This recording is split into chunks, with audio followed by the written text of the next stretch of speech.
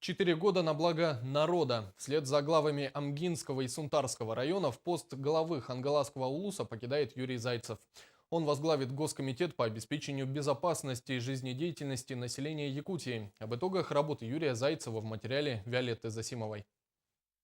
17 октября вышел указ главы республики Егора Борисова о назначении Юрия Зайцева председателем Госкомитета по обеспечению жизнедеятельности населения республики, в ведении которого находится Государственная противопожарная служба и служба спасения Якутии.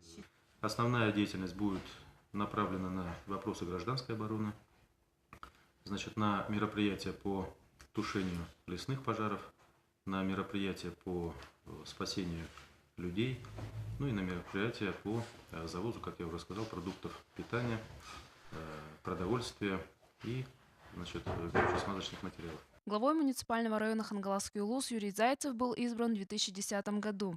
На протяжении 4 лет приоритетными направлениями деятельности администрации района под его руководством были активное строительство новых объектов в сферах здравоохранения, образования, культуры, укрепление жилищного фонда, поддержка сельского хозяйства, развитие туристического кластера улуса. Не все зависит от прямого финансирования, от денег.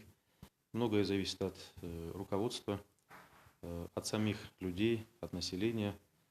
И вот эта вот активность, и вот это понимание, оно все равно со временем придет, что каждое село, каждый город или какой-то населенный пункт строится, развивается, убирается, благоустраивается именно жителями самого села. По предварительной информации, выборы главы Хангаласского района состоятся весной или осенью 2015 года, параллельно с выборами глав Сунтарского и Амгинского улусов. До тех пор временно исполняющим обязанности руководителя администрации Хангаласского района назначен первый заместитель главы улуса Василий Афанасьев. Виолетта Засимова, Федор Тарасов, НВК Саха, Хангаласский улус.